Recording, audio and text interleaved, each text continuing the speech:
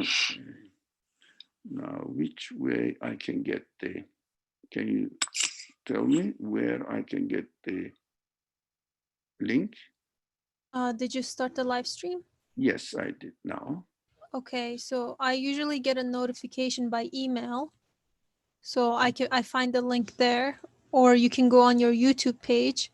Yeah. Or I can also send you the link. No. Which way I can get okay. Can you tell me where I can get so it is in Hamim? Did you start the live stream? Yes. So I think that's your YouTube right now. You might need to mute the volume. Email. So I find the link there, or you can go on your YouTube page. Where? Yeah. In which? Or I can also send you the link. Excuse me. Which way I can get email? So it is in Hamim. Did you start the live stream? So I think that's your YouTube right now. You might need to mute the volume. Email. So I find the link there, or you can go on your YouTube page. Where? I muted your volume. I muted your mic on Zoom right now because it was difficult to hear. So when you want to speak, you can unmute yourself on Zoom, but I muted you because we were hearing the YouTube echo back in.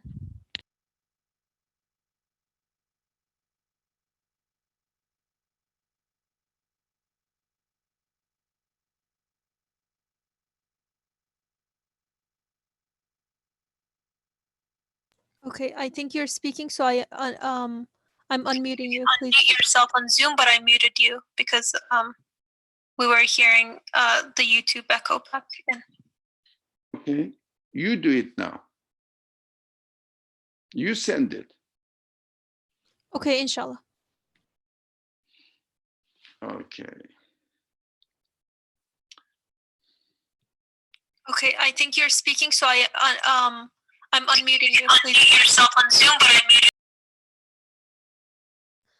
Host, right now you have YouTube open on your page and you're hearing my voice from there, but I need you to close that. I can't hear you right now because I muted you on Zoom, but you need to X out your YouTube page. And you're hearing my voice from there as well, probably until you exit out. So everything I say right now, you'll hear it again.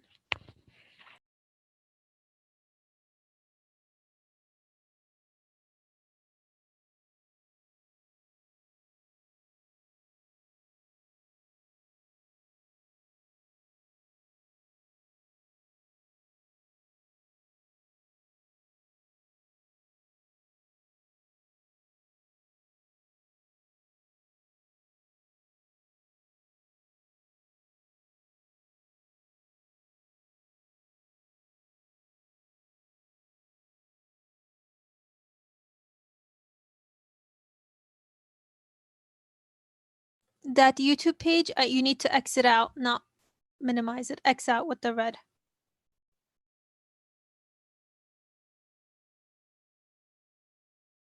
Okay, now I'm going to unmute you on Zoom so you can speak if you want to.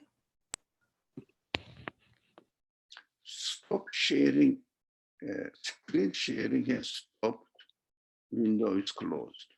Now you need to share the text on your screen.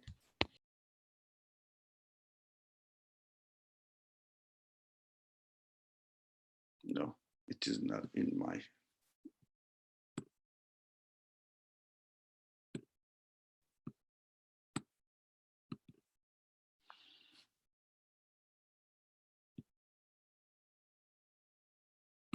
Oh, we did it here, then this is the second time. I usually do YouTube. Okay. Okay, inshallah, we can start whenever you and moderator are ready. السلام عليكم ورحمة الله. أعوذ بالله من الشيطان الرجيم. بسم الله الرحمن الرحيم.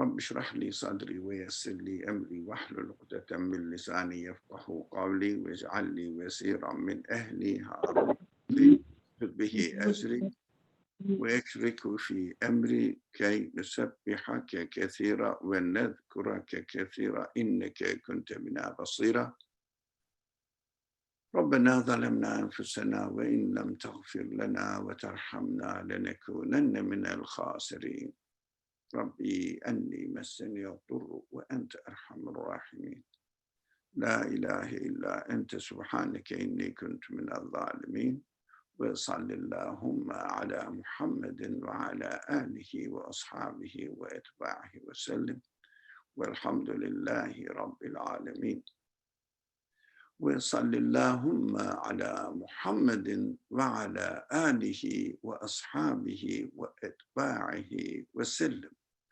ربنا اغفر لنا وارحمنا وأنت خير الراحمين آمين والحمد لله رب العالمين آمين.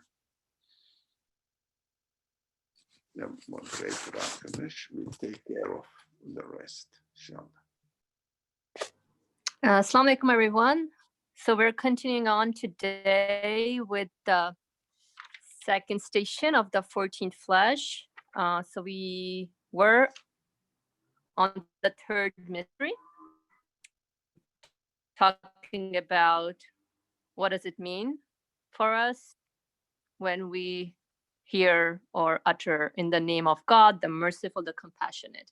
So before we begin today's journey, checking in to see if anyone can share out a little brief takeaway from what they recall from last time or any excitement that remained with them, or it can be a keyword or something, a comment. Please express yourself out, raise your hand so we can start up.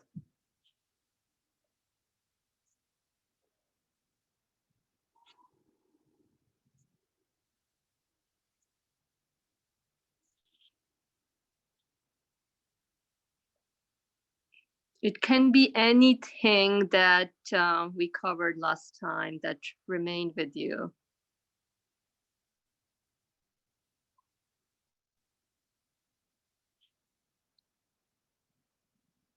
Okay.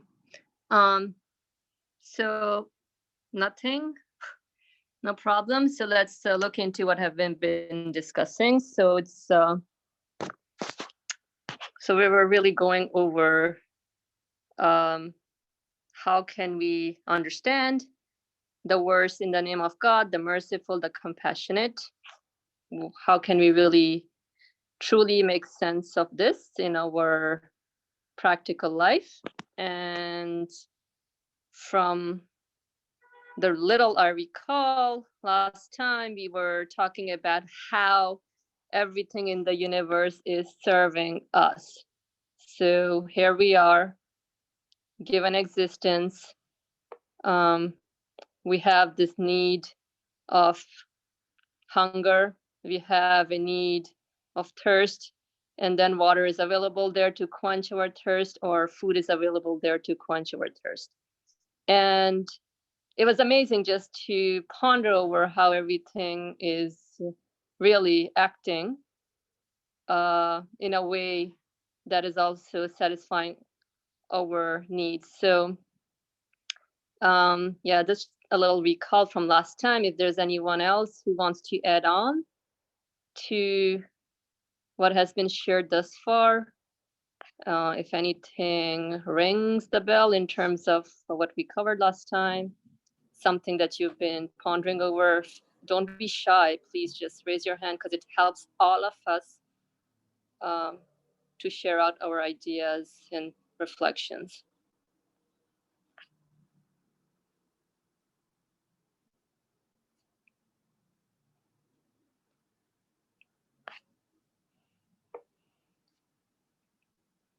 Okay.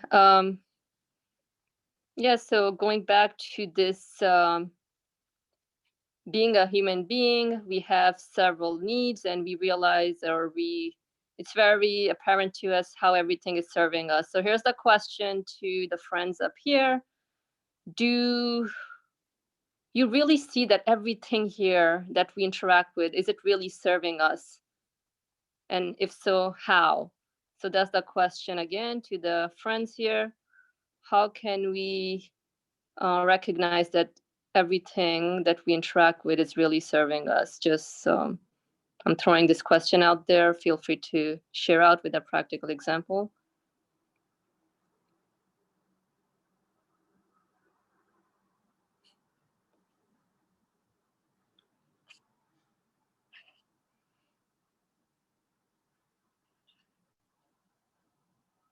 There is a raise hand icon. All right. Assalamu alaikum. I was thinking about how,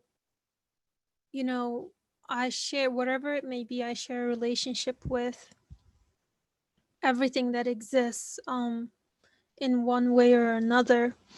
I never have like a neutral position. I have a preference one way or another. And my existence within the order that I experience and perceive in the universe, we're always connected to one another in one way or another. So, when I look at a banana or something, it's pretty clear to see how it serves me. But I was also thinking about things that may not directly, meet a physical need of mine. Like, I mean, let's say like a mountain. Okay. I mean, of course, it's still, it has a very specific purpose and wisdom in the way the order exists. But even whether or not perhaps one, mountain existed there or not, would not, it doesn't meet a need as far as like, it doesn't make sure that I'm like I don't drink it, I don't eat it or whatever. But at the same time, I still share sort of relationship with it. And when I see the mountain, a certain feeling is invoked within me. So I guess so the point that I'm trying to get to is, everything that exists doesn't exist in a vacuum. It exists in an interconnected relationship with one another. And for me, myself being in the center of it all. And, I guess we can, or potentially, elaborate on what it means to serve something. But I think by virtue of having some sort of relationship with it, it does serve me in that sense. Thank you, HBiz. So you're right. Everything is, we are in a constant relationship with everything around us. Not necessarily food, but anything. We can even look at a tree or even the sky. And, it's really, there's some kind of interaction going on between us and the sky.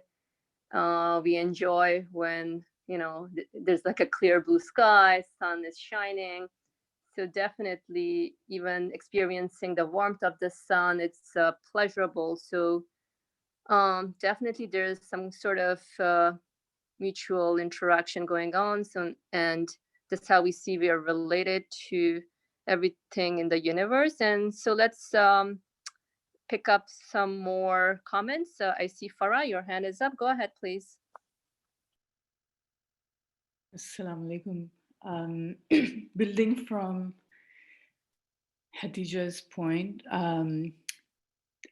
I guess that the next step in this relationship is that our relationship or man's relationship with everything or anything that exists or is created is a conscious relationship, a meaningful relationship. And that is also, I guess, addressing the part that is highlighted on the screen. He knows you through his mercy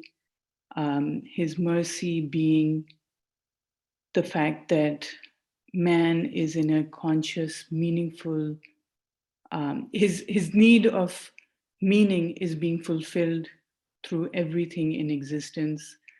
And this conscious relationship, or that this relationship that on the basis of meaning,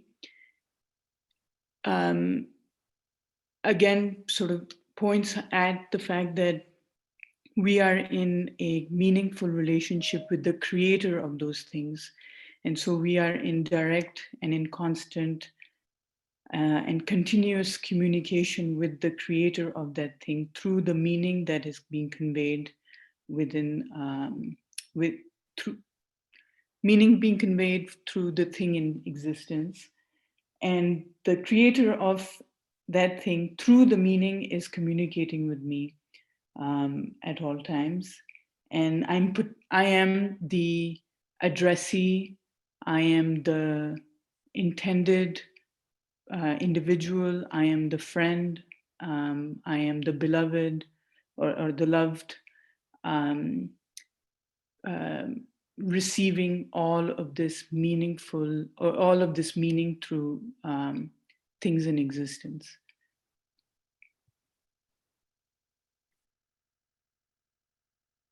Thank you, Farah, for bringing up this concept of meaning. And again, thank you for your comment.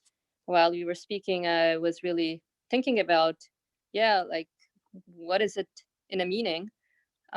When we interact with anything in the universe, be it a banana, like H. Beza pointed out, or anything else in the universe, tree, sky, whatever it is, there's some sort of meaning that is derived from our interactions. And it's really through this meaning that we can make sense of our existence, or it seems that we are in communication with something that's carrying a meaning, something that's bringing me a meaning pertaining to my existence. And so that's actually exciting if we ponder more over this concept of meaning, because then we question even what is the source of existence of this meaning, or how is this meaning even coming about? Is it coming really from the things that I'm interacting with, or is just something that's random? I mean, really think about it. Like, can meaning be just a random happening? It's just something to think about and consider. Now, just checking in to see if there's anyone who wants to make a comment or wants to express themselves out. Feel free to do so. This is an open space, judgment-free, so any comments are welcome, really. So whatever is any thought that's occurring to you, feel free to say it out. Just use the raise hand icon and we would love to hear from you. Okay, so let's move on a little bit to, I have a friend here who has a comment, so go ahead. So I like that next step about, when you get the meaning, you realize that the whole communication with the universe being that you are having and the things that are yours being served with, and you look for that source that is serving you. So that does put one into this, kind of state that we're saying, wow, I mean, I don't have me being a created being, if I realize that, and I don't have any power to order anything to come to me, but somebody is just providing those things to me. So the air is just there for me to breathe, and then the food is just there for me to eat. The sun is there for me to shine. So this is that stage of realizing that somebody has purposefully or is giving me all these things. That should make me, that communication that was, somebody made a comment, as being the friend or the addressee, like especially somebody is treating me with that is what, one can realize that somebody is really genuinely expressing his kindness and mercifulness. And that's where the relationship gets further solidified. Oh, indeed, that's also another good point about how everything is purposefully acting out. There's, and even this notion of having purpose to things, it's really the first layer of meaning that I get, that yeah, it is a purposeful creation. And then if it is a purposeful creation, then I really question who is the actual actor. Because if we think about it, we are all acted upon. It is as if this universe itself is a live movie that we are all part of. And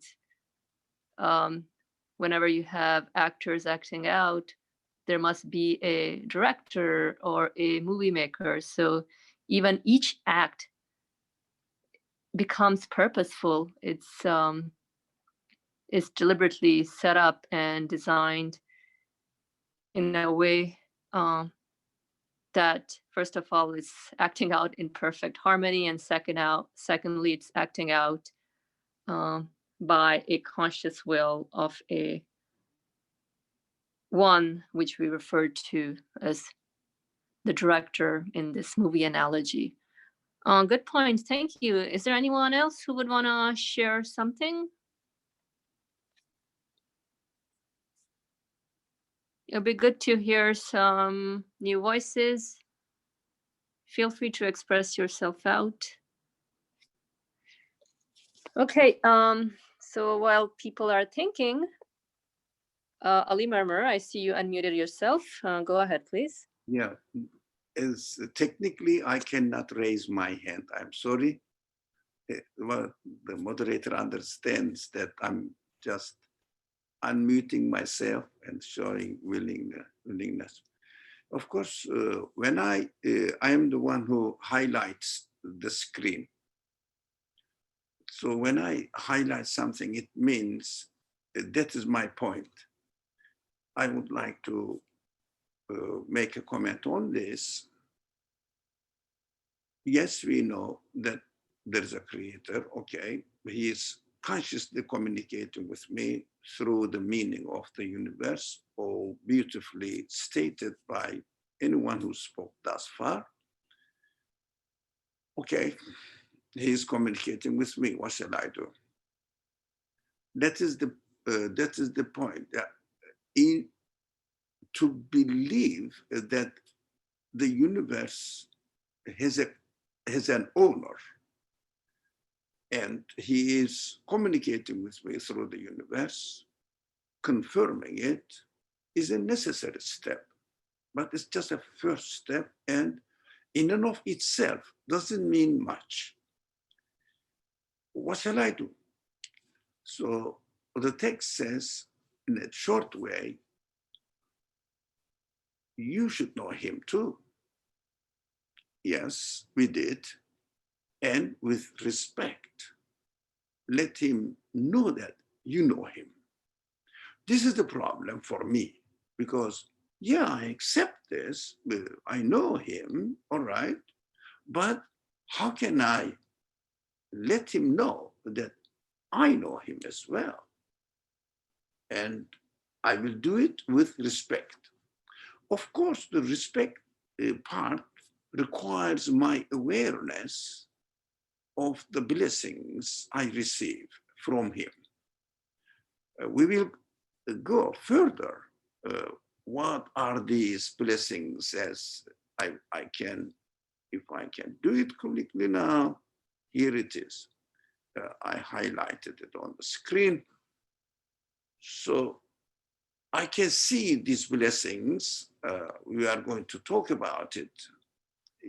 I would like to emphasize on the nature of the blessings. It is a problem for many people, for me too. But these blessings I acknowledge, so I have to be respectful. Respectful means know my limits and acknowledge his limits. Respectful. That's what I understood from it. His limit is what? He is the owner of the universe, including myself. Can I put a limit to him? To the creator of the universe? If I can find that something exists without him preferring it to exist, I will say that is his limit, but I cannot find. If anybody finds it, that something exists without the will of the creator of the universe, it means self-existing, then that will be the limit for the creator. But so far, no one could show anything that can exist by itself. So I understand that by looking at the evidence out there, there is no limit for him. How about my limits? If I could do anything by myself, I will attribute it to myself.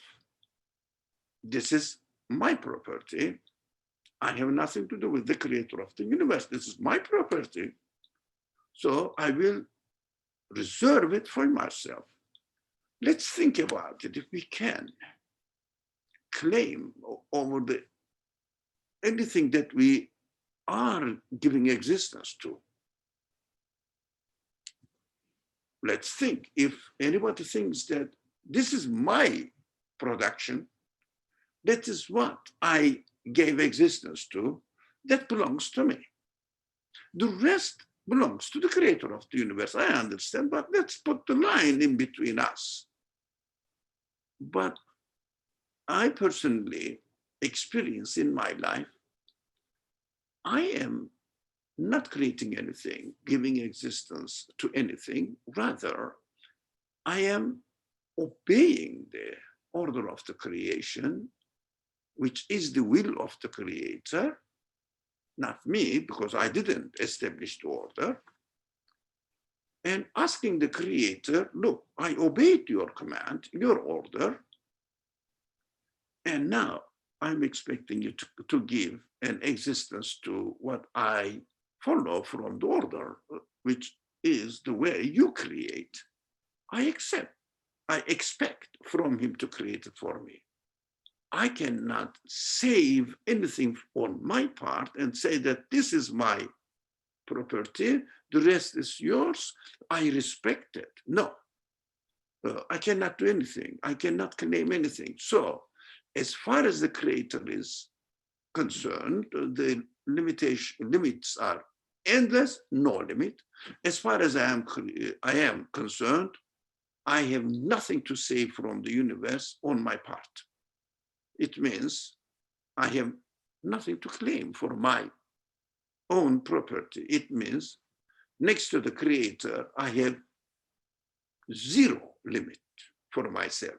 I myself belong to him. This is the response. We'll have a reflect of this response in my behavior. That is the way of acknowledging, letting my creator know that I know him as well. This is a difficult thing to do for me. I forget. I start pretending as if I'm organizing my life. Believe me, I'm sincere. I forget. I do it.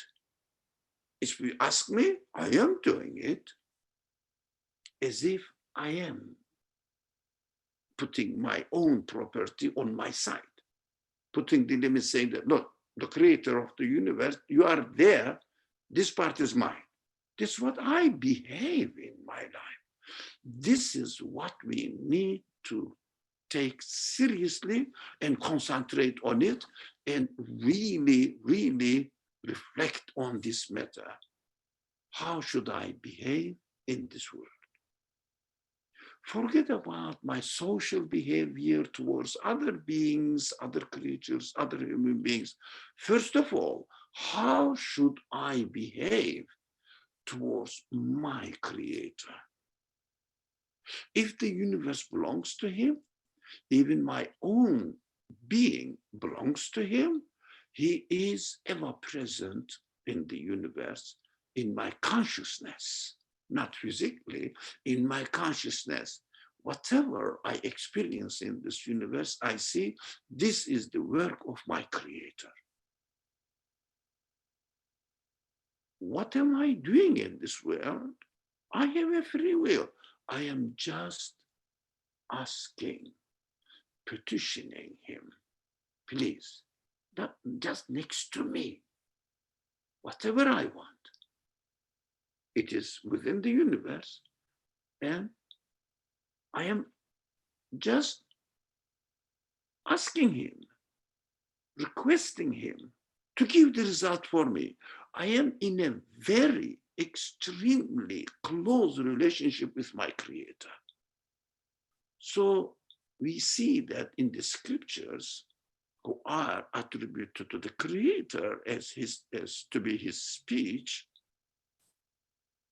it says, I am closer than to you. The very famous verse. I'm sure you must have heard of this verse. Very commonly used among the students of the Quran. I am closer than to you, closer to you than your jugular vein. It means your very existence life. Okay. Very existence of your life. It means it is next to me.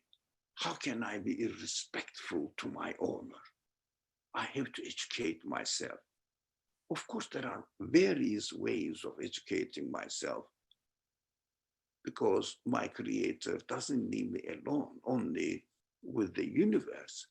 He comes to my aid by sending his message in the form of a language that I can, human language, that I can communicate with, and also a representative of this message to function as an instructor to teach me how to implement this message into my life, which are called the messengers. So I should benefit from the messengers. I should benefit from the message. And also I should take lesson from the universe. That is my response to my Creator. In saying in my physical action, stating that I know you too. You know me. You are my owner.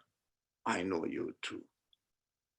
This is the communication which is called worship between the worship relationship between me as the worshiper and between my Creator as the one who deserves to be worshipped. So perfect. This is the ultimate purpose of my existence in this world. If you have any further comments, questions, concerns about this communication, mutual communication, my Creator is always in contact with me. The problem is on my side. Am I in contact with him?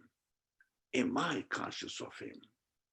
That is the phrase we are studying here, which is called in its original language, in the Quranic language, Bismillah ar-Rahman ar-Rahim, the translation of it into English, in the name of God, the merciful, the compassionate. It is a way of practicing this communication between me and my Creator, as it is stated in the Quran and also practiced in the life of the messenger as the best example of the way of putting the message into practice in one's life. He says, he advises us, look, be conscious of the content of this phrase in every action that you do. Not only certain actions, no, in every action. If your tongue is free, say it with your tongue so that your mind will pick it up. And your mind must be busy with it, Your consciousness must be busy with it. Employ it as a reminder for you that you are expected to be always in contact with him by letting him know that he knows you, or you know me, and I know you too. I respectfully declare my knowledge, my acknowledgement of you to you while I am living in this world. I don't see you personally, but I see your presentation of yourself to me in a created form within the universe as I experience it. Here, I experience your work. I don't need to experience your physical presence here, which is impossible as I understand, because you are the creator of the universe. It is understandable. So if you have any further comment and questions about this communication, which is necessary, that's the ultimate purpose of our existence in this world. We can go on discussing this highlighted sentence in the paragraph that we are studying. And also, okay, I'll stop here. You will, as a moderator, will continue to take care. Thank you for this very thought-provoking comment, Ali Murmur. It's easy to conclude that the universe must have a maker, but then, and one can also realize that we are in constant communication with this creator through the universe or through anything that is given existence, be it at a macro level or micro level, me, the individual. And so, yeah, we're like we were saying, with the analogy of this universe being a live movie, we are all acting in it. It's very dynamic, like the act of creation that we see. So this constant communication that is brought onto us, there's no denying in that, but then the onus really lies on my end as the individual. How am I communicating back with this source of existence, or this one that I conclude to be my source of existence? And yeah, that's actually a very interesting to think about, this whole communication part. And so before we move on, going over this piece of text that has been highlighted, let's read this paragraph, this last paragraph. So just to a little bit get the context clear. Is there any volunteer to read the paragraph that starts with "O man"? Feel free to raise your hand. Noor Simsak, go ahead, please. Can you guys hear me? Yes. Okay, great. Our man, come to your senses. Is it at all possible that the all-glorious one, who causes all the varieties of creatures to turn towards you and stretch out their hands to assist you and to say, here we are, in the face of your needs, is it possible that he does not know you, is not acquainted with you, does not see you? Since he does know you, he informs you that he knows you through his mercy. So you should know him too, and with respect, let him know that you know him, and understand with certainty that what subjugates the vast universe to an absolutely weak, absolutely impotent, absolutely needy, ephemeral, insignificant creature like you, and dispatches it to assist you, is the truth of divine mercy, which comprises wisdom, favor, knowledge, and power.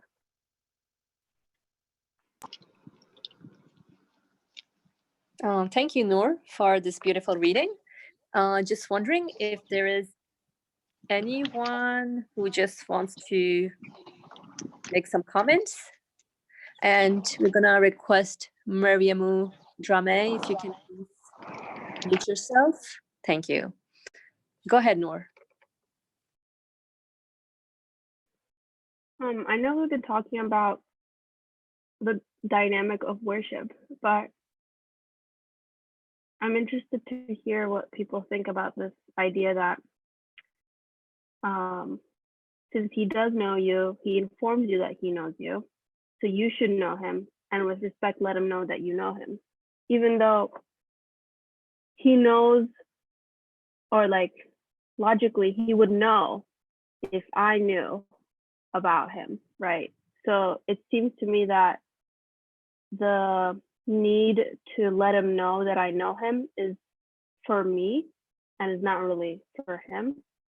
So I want to know kind of like what it does for me to show him that I know him, if that makes sense. Yeah, good point. So if someone is displaying something to us like art, like we see the universe as the piece of work of an artist, so the artist must know me. But then, how about me? What do I need to do in terms of letting the artist know that I know him or her as well? Very valid, legitimate concern. So just a little brief layout of the analogies. So an artist displays his work for people to look, so people can look into it. And so I am the one that is looking at his work. Then how do I let the artist know that I admire his or her work? Does anyone has any comment on this end?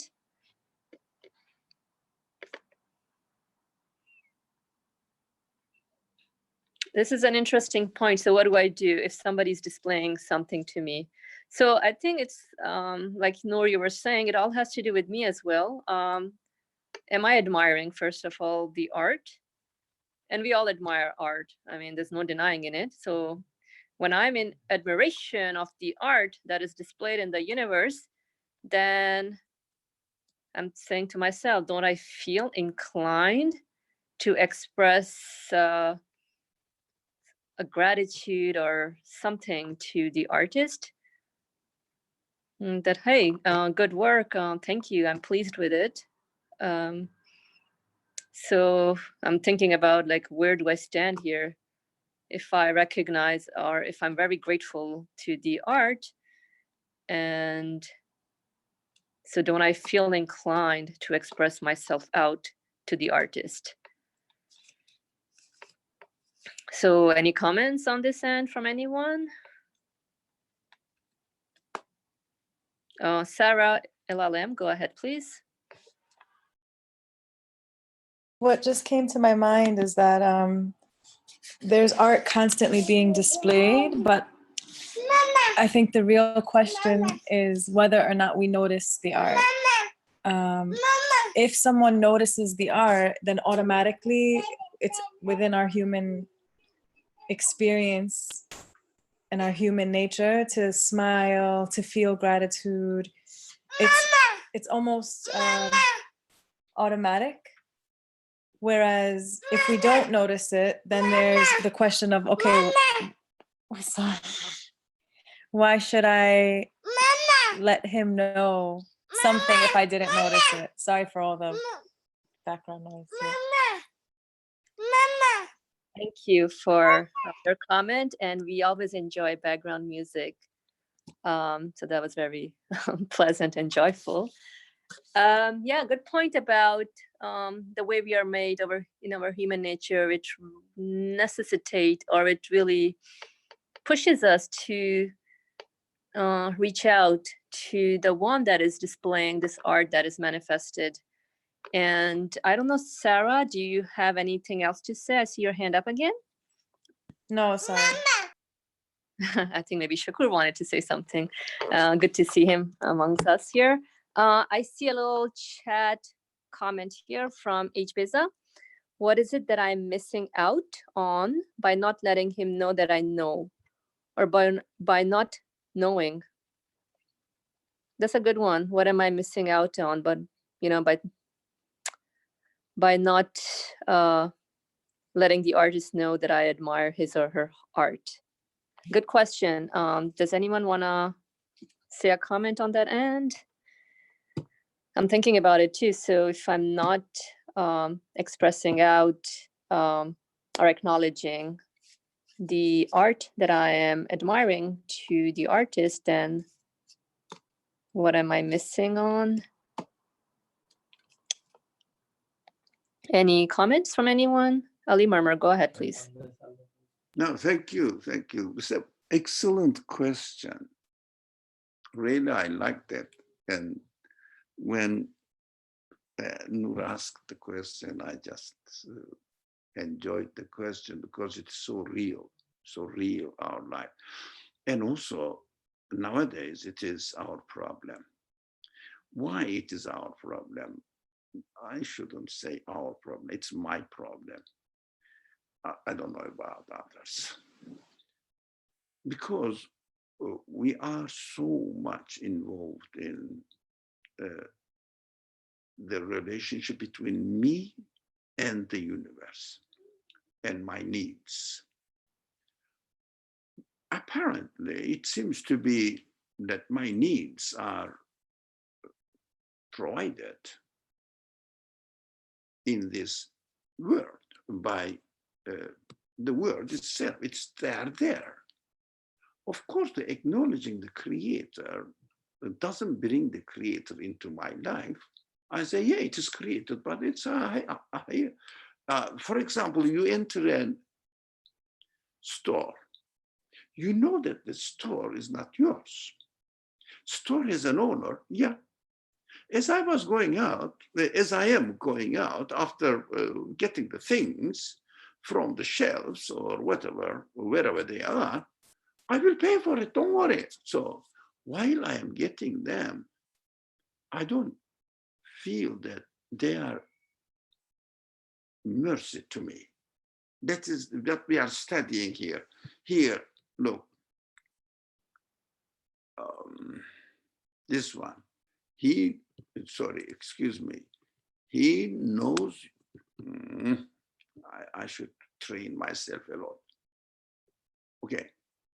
He knows you through his mercy. It means the relationship between me and him must be established on acknowledging his mercy towards me.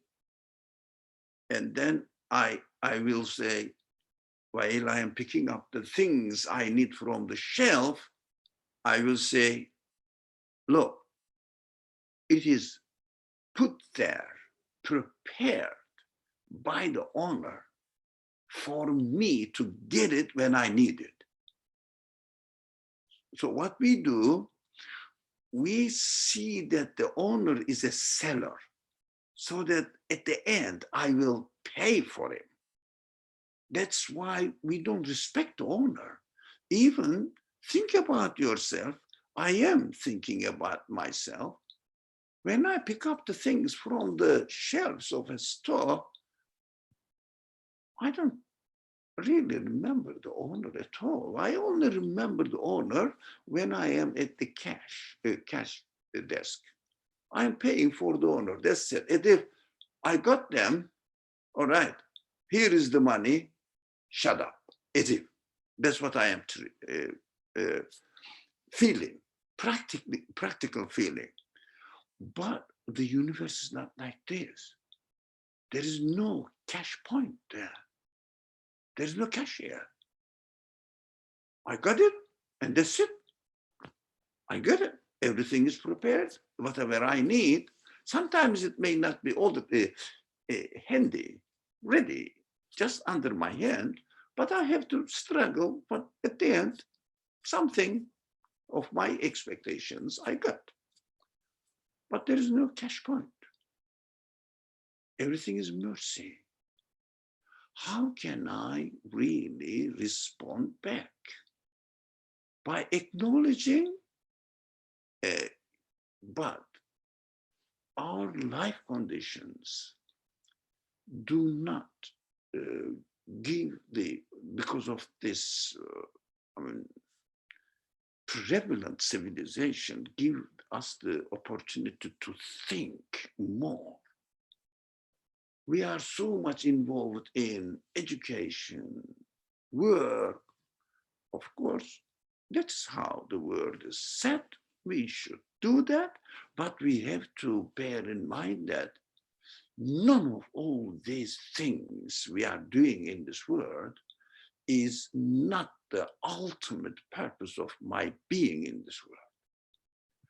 Ultimate purpose of my being in this world to acknowledge and respond back to my owner, communicate with him.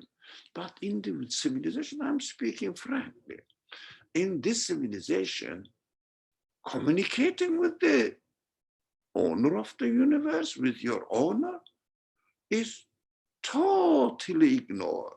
What do you mean by communicating? You have to try to make most of the benefits you can get from this universe. Everybody works or studies the universe, then tries to discover the order of the universe in order to benefit from it, if you like, exploit it, use it as much as you can. That's it. That's why we have to wake up. That's why the author says at the beginning, come to your senses. Just sit for a while, not 24 hours a day, at least 10 minutes a day. When you get out of the work and eat and food preparations, everything behind, go to your room before you sleep. Just say, what am I doing in this world? Yes, I have to do all what I'm doing, but is it the only thing? Is it the ultimate purpose of my existence? So our Creator knows our weak points. He created me. He says also, look, only speaking through the universe is not enough. I know you. You need various ways of warnings, teachings. So he speaks to me. He must speak to me. Otherwise, my communication with the universe does not make the way clear for me, obvious for me. How should I respond back to my Creator? In the speech, he must tell me so that I will understand clearly, look, you should behave in this way. And here the instructor, the messenger. And you see, he has implemented the way of communicating, responding back to the Creator in his personal life setting. Look at it and apply it in your life as well, because human beings must be able to do that. So when we look at the teachings, verbal teachings as well, next to the creation, how I should use the universe, I will come to the only point that we are studying now. I have to always acknowledge and say it, do it in the name of God, and acknowledge his mercy, his compassion to me in everything I am interacting with. Everything I am interacting with. So I have to see, here we are, how the messenger lived in his life. How did he practice the message? So it may be hard to study a lot, but at least, because narrations are maybe difficult for us to understand his life conditions and evaluate what he was doing, and then transfer it into my life conditions and apply it to my practical life. It's a long way. Yes, it must be the way, but it needs some sort of expertise. So, okay, let's leave it to the expertise so that they will teach us what they concluded about it. Like when I don't know what to do with my illness, I go to the expert. And there may be one expert who gives me an advice.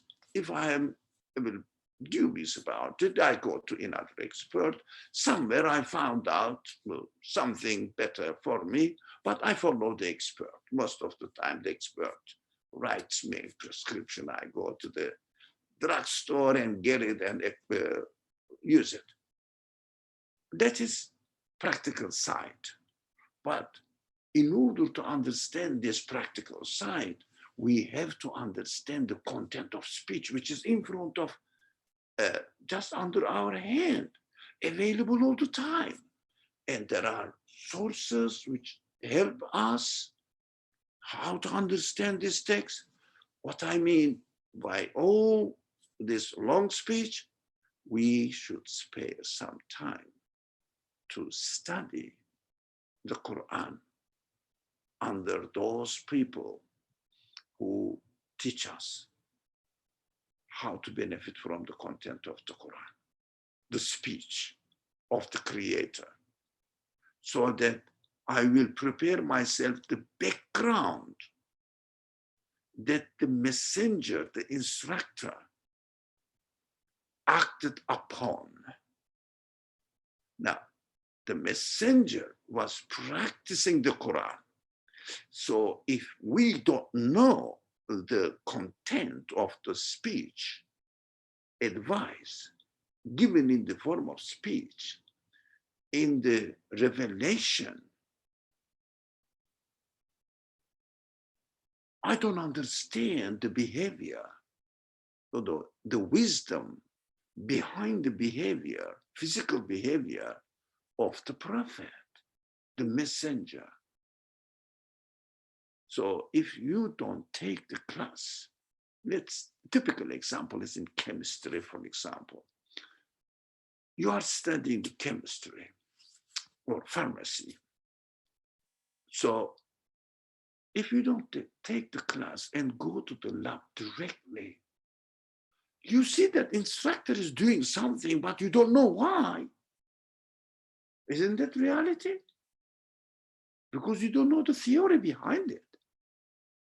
So what is best way of learning how to practice our response back to the Creator, saying that I know you, I acknowledge you, you are my Lord, I am your worshipper, I am your creature, and my duty is, my share is to worship you, and your share is to be worshipped, the only one who is to be worshipped, because you are the absolute being, is the only one who owns this universe.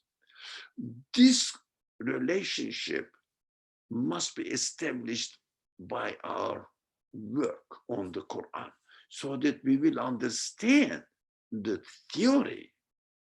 So when we go to the lab of the instructor, the prophet's life, messenger's life, how he did. Now, don't be a puppet, but in order not to be a just imitator of the instructor in the lab, you have to attend the class. That is understandable. So the class is the teachings of the Quran, the speech of the Creator.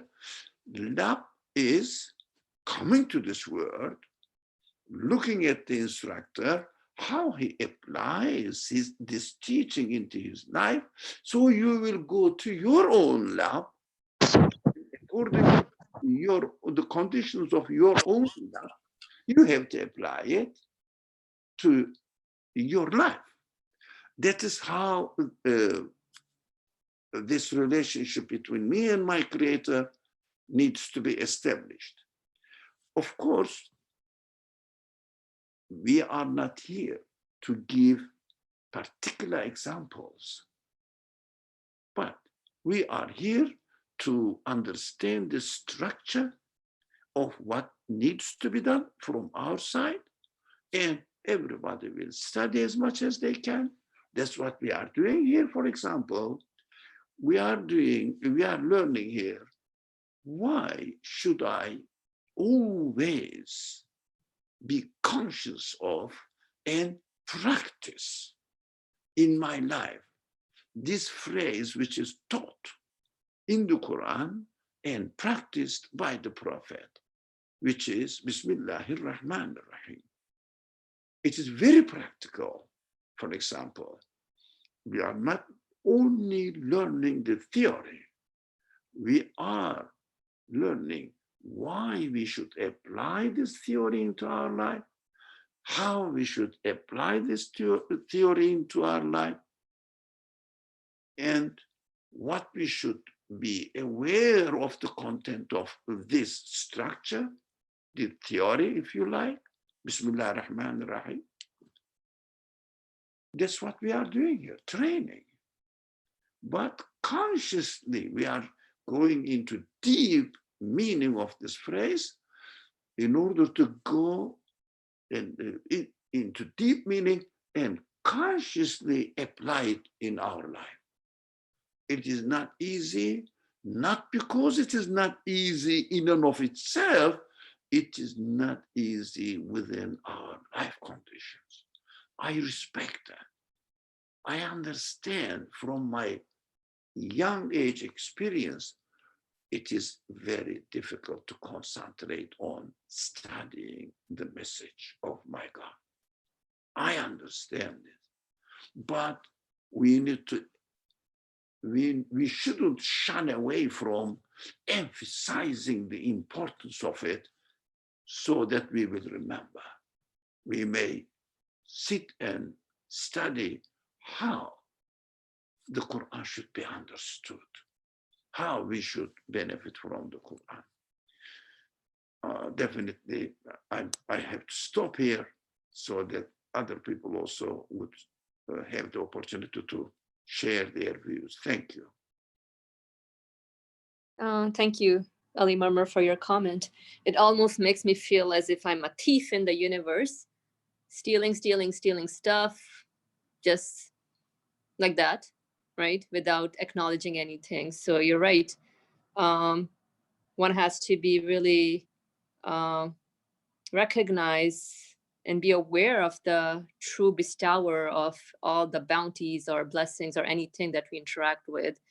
And that's what the author here is walking us through, like you mentioned, in terms of drawing the parallel between the speech of the creator of the universe in text form and the speech of the creator of the universe in a lab form, which is also the universe. So they need to go hand in hand.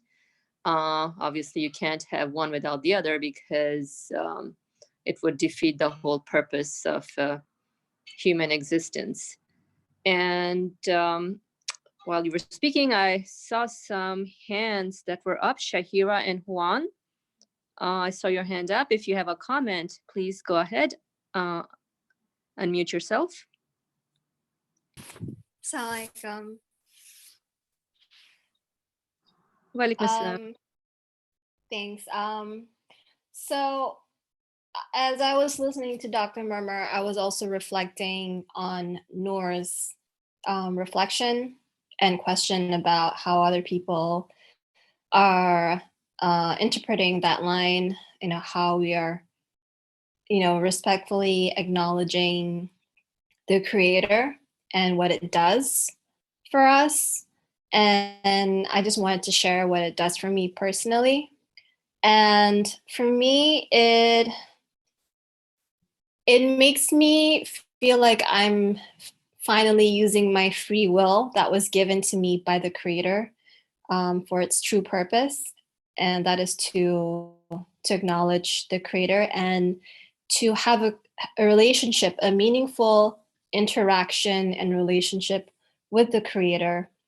And by acknowledging the creator respectfully, I'm also acknowledging the intricacy of the order that he has created and all the different roles of other creations in the universe or the universes. And it also reduces the sense of alienation or separation that we feel with the creator. So that's what it does for me personally. Thank you. Yeah, beautiful comment, actually. That's right. We're given the free will. So really, how am I utilizing my free will? Am I being conscious of recognizing the source of existence of everything? That's a very good point. And so when I'm able to acknowledge the source of existence of anything, that I'm being in a dynamic live relationship with the source of my existence. Thank you for this comment. Is there anyone else who wants to say something? Farah, go ahead, please. This topic in general about the need to communicate, the need to respond, logically makes sense. But as I was listening to the question and the comments made about it, I was really trying to think about what is a way that compels me, almost sort of enforces a strong word, but how can I feel the intensity of doing this, of feeling the need to respond. And there's probably like a thought that I'll experiment, by saying this. I was thinking about it in this way. And as I said, the intention here was to think about what will make me do it, what will make me feel that I really need to do this, or I really need it. So if we think about and confirm the fact that anything that I experience in this world, whether it is meaning or physical, nothing am I able to create. So my limits, within my limits, if I'm understanding myself within my human limits, I have no ability to create any experience, whether it's sight, hearing, taste, physical, or abstract. So if it's not created by me, and hence, it is given to me or it comes to me from another source, and if I'm not the owner of it and I don't have the right over it, then I by fact that I receive it, in that receiving, I am at that moment become accountable or responsible to return it. And thinking about it as like a debt, a responsibility to return it. And that return is perhaps our response. So as I was thinking that perhaps any thought that I have during the day, whether it is even to maybe I'll go get some more water, any thought, if I don't return it back to the source of that thought, means that I am not returning the thought back to its owner, its rightful owner. And I am perhaps in that moment disrespecting or ignoring this responsibility. And so no matter what the thought is, mundane, whatever the thought might be, perhaps if I make sure that it is returned to the creator of that thought and the source of that thought, I fulfill my responsibility. I'm not sure how I'm thinking about the content of that thought yet, but definitely if I make sure that whatever thought I get, whatever I see, whatever I hear, whatever I taste, if I return it by responding to the creator of that thought, I fulfill a part of my responsibility. And I return the value that I received within that thought or within that experience. And so this line of thinking, as far as I'm intended, was to emphasize the fact that as soon as I'm experience anything, I become responsible. I have a duty. I'm compelled. There is no choice there, like I have to do it. Just like you take a loan from somebody, you have to return it back to the person or the entity you took a loan from. You don't return it to somebody else. And you have to return it. So just a way that I'm thinking about how to make this a very burning, very immediate sort of practice for myself. Mashallah, for a beautiful comment, really. I like the analogy of when you get some loan from an entity, you're aware that I have to pay back. And so there's really, I know my responsibility, so I gotta pay this back. So there's really no like hesitation or thinking about it, because I go on with this consciousness that here I am, I'm given this loan, and I'm compelled, like you said, I'm compelled to give it back. That really is a powerful analogy, I think, to apply to our daily interactions or what may appear to be mundane routines. But it's really through these experiences that we really recognize or realize the true owner of everything that we are presented with. Thank you. Is there anyone else who wants to make a comment or has something to say?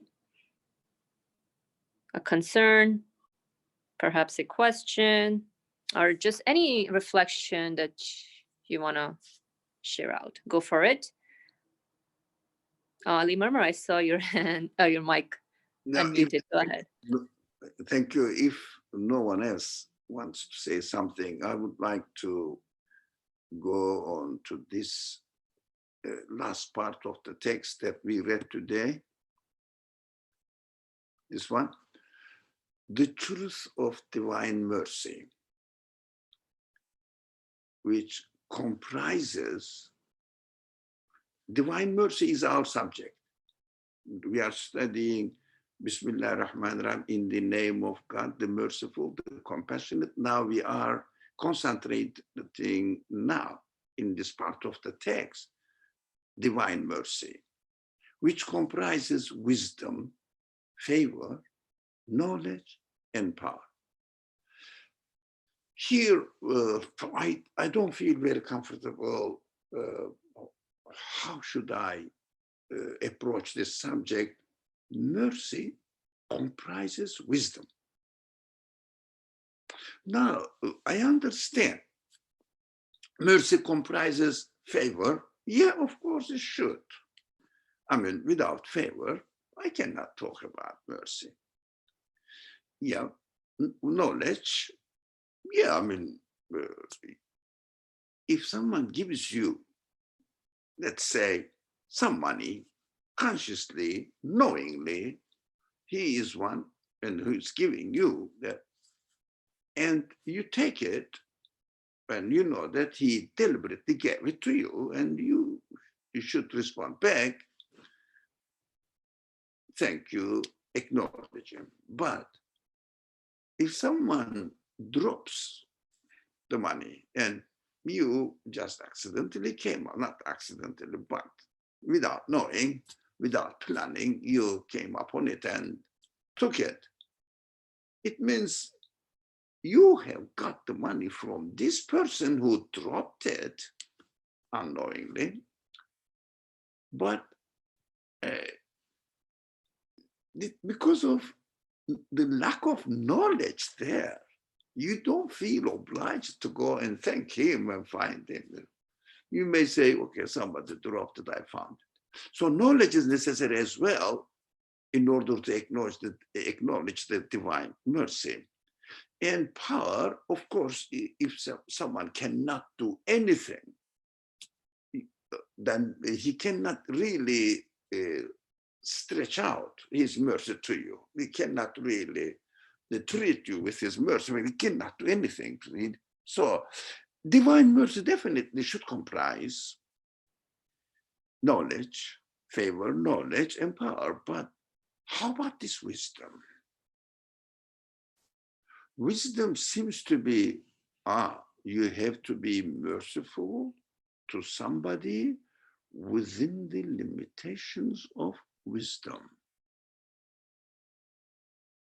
I think we had a friend with a lovely background, Sarah's son, Shakur.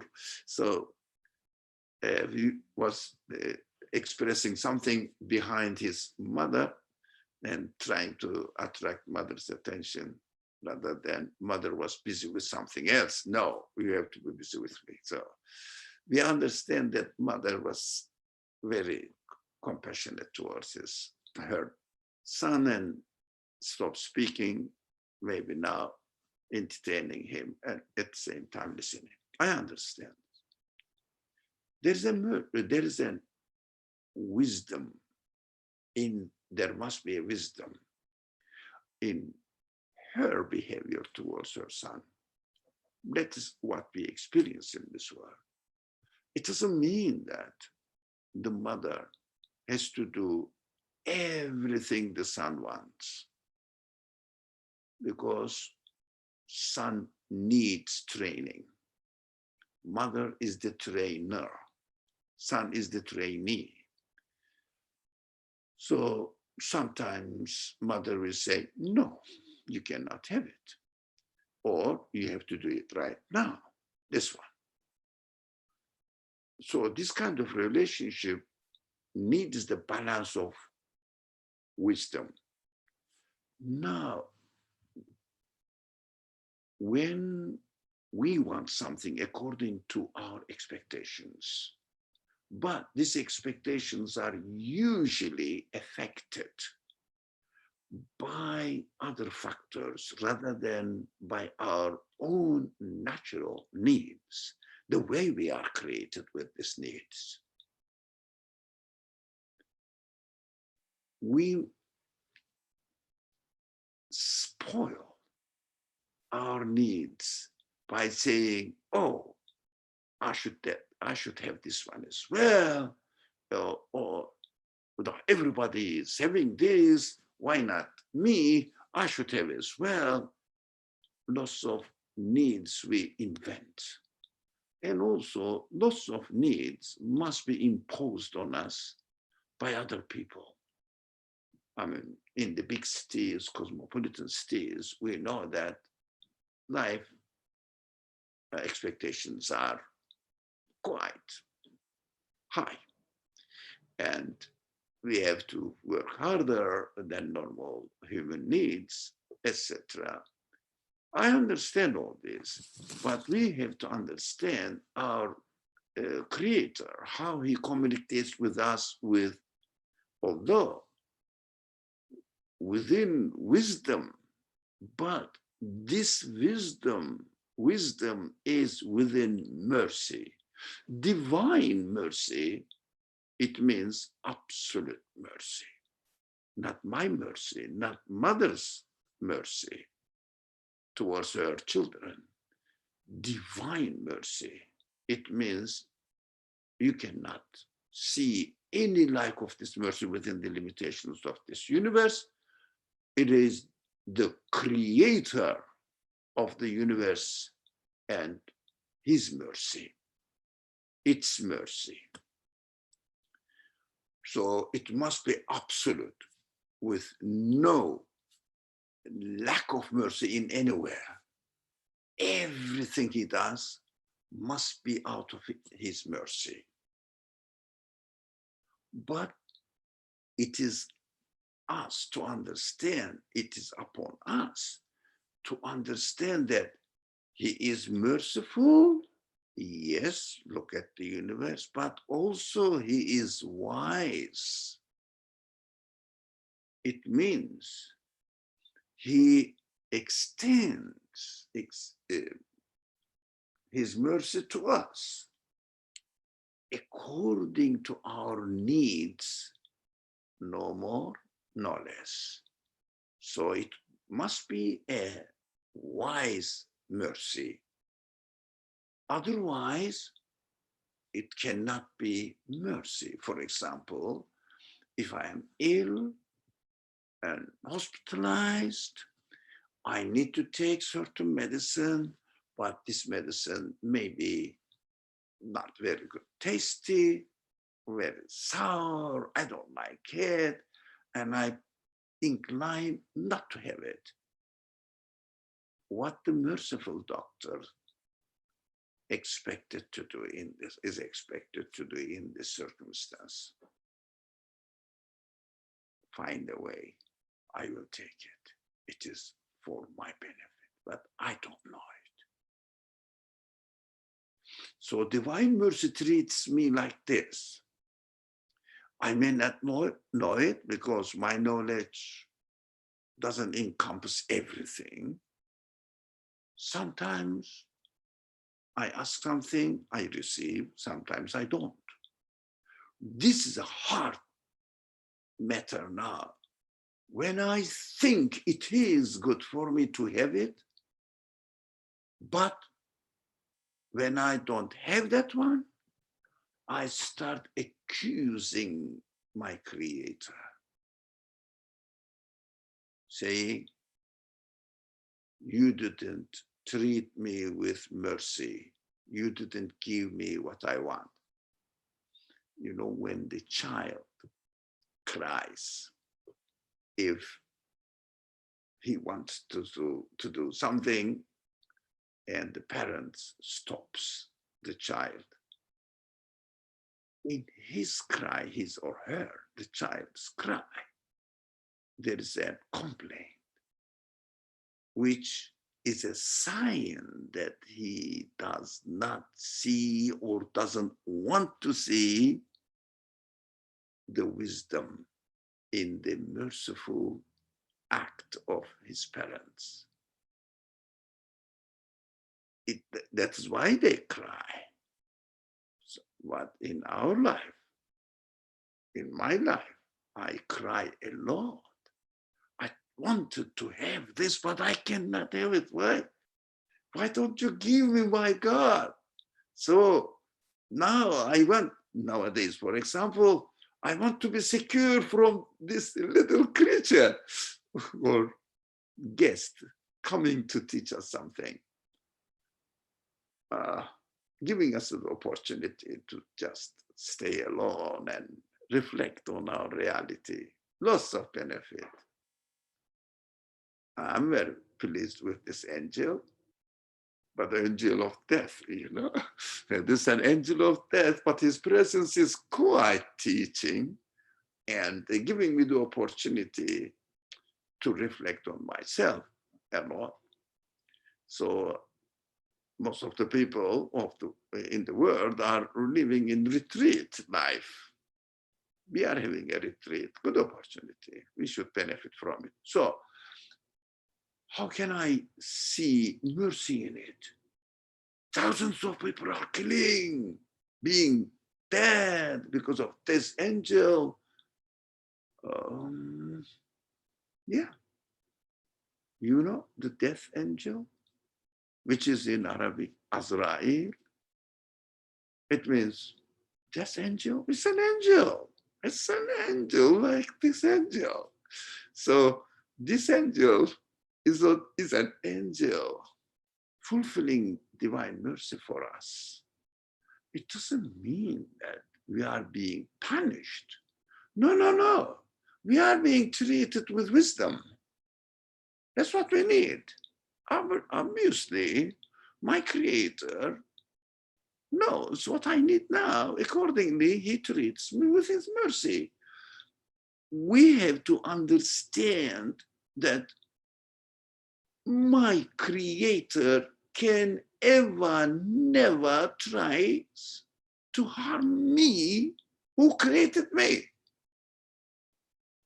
I will definitely reason and turn back to my Creator with the ability, consciousness He gave to me, and tell Him that, look, you gave me the ability to understand that much. Since you are going to harm me, why did you create me? I didn't ask you to create me. You did it. And you are powerful enough. Why don't you treat me with full mercy? God, if you like, I'm speaking symbolically, smiles at me as the mother smiles at the crying child that he wanted to smash the glass on the hard floor and see the noise, this cracking noise, and laughing, and mother doesn't let the child do that, and the child keeps crying, mother keeps laughing, ha ha ha, smiling. That is an example.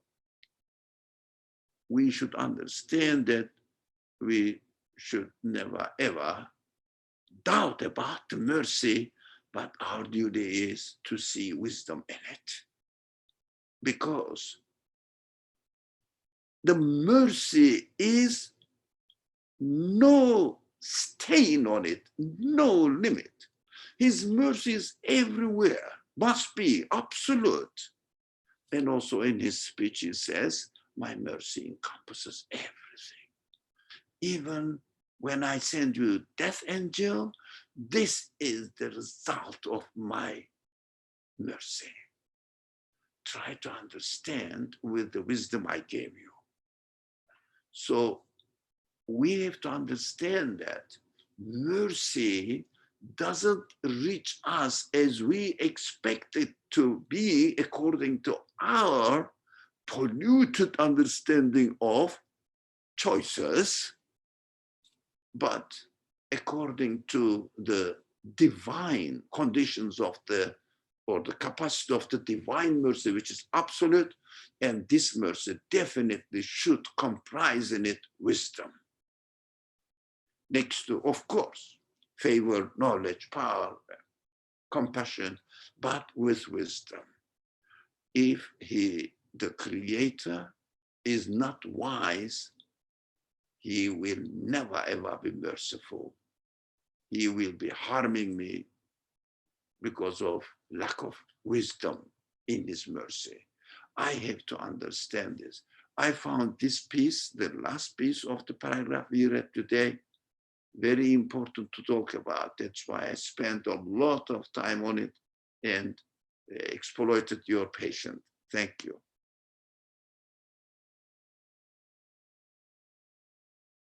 Oh, thank you for this thorough comment on how to understand and to perceive the creation of everything as being an act of wisdom, favor, knowledge by an absolute source of mercy.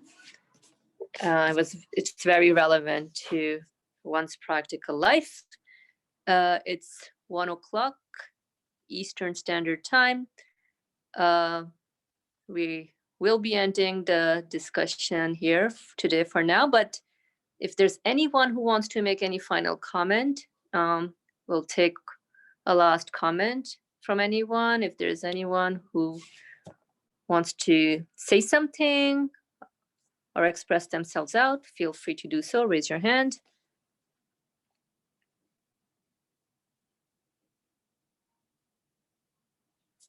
All right, so I guess we will stop here for today. Thank you all for your contribution and participation, beautiful comments.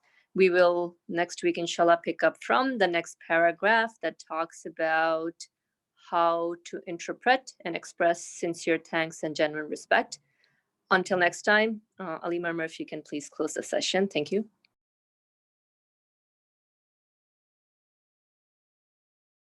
You're muted. السلام عليكم. Sorry. أعوذ بالله من الشيطان الرجيم. بسم الله الرحمن.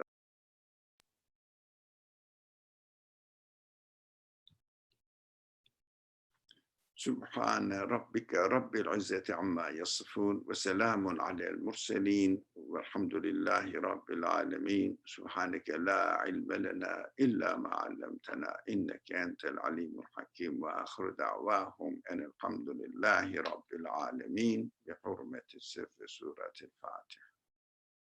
اللهم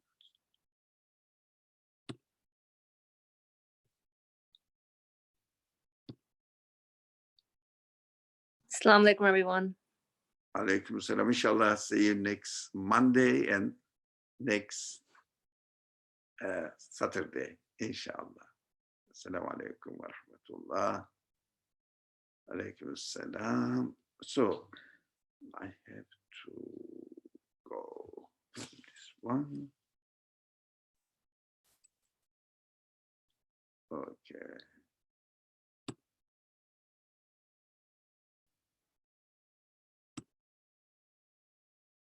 Assalamu alaikum wa rahmatullah.